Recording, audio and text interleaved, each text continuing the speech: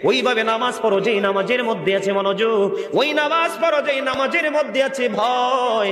তুমি নামাজটা পড়তে হবে এমন ভাবে বন্ধু, একজন নামাজে দাঁড়ালেন, বন্ধুরে আমার, নামাজে যখন তিনি দাঁড়ালেন, দাঁড়ানোর পরে তিনি বলতেছেন আমি নামাজটা এমন ভাবে পড়তে চাই। কিভাবে পড়ি?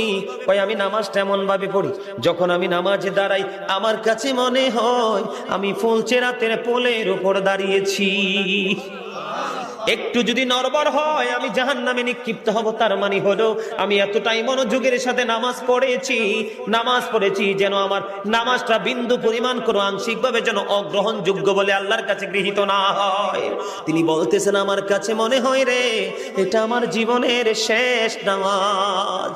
আমি এতটা ভয়, এতটা আতঙ্ক নিয়ে, এতটা তাকওয়া নিয়ে নামাজ পড়ি, আমার কাছে মনে হয় আমার পিছনে যেন আজরাইল দাঁড়িয়ে আছে, ডানে বামে সালাম ফিরাতে দেরি রে, আমার কাছে মনে হয় আমার প্রাণ পাখিটা কেড়ে নিয়ে যাবে। আমি যখন নামাজে দাঁড়াই আমার কাছে মনে হয় আমি যেন বাইতুল্লাহর সামনে দাঁড়িয়ে আছি।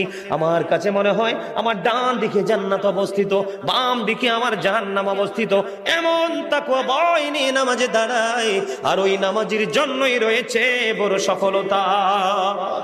জোরে জোরে বলুন না সুবহানাল্লাহ, আর জোরে বলুন সুবহানাল্লাহ।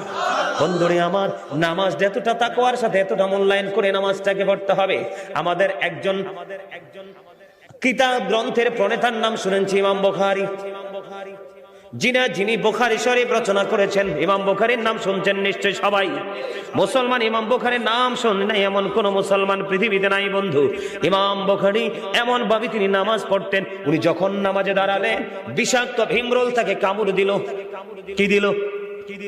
বিষাক্ত ভীমরোল পোকা তাকে কামড় দিল বন্ধু।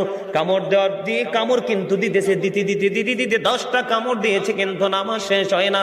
নামাজ শেষ করার পরে উনি ওনার ছাত্রকে একটা ডাক দিয়ে বললেন তুমি আমার পাঞ্জাবিটা উঠিয়ে দেখ।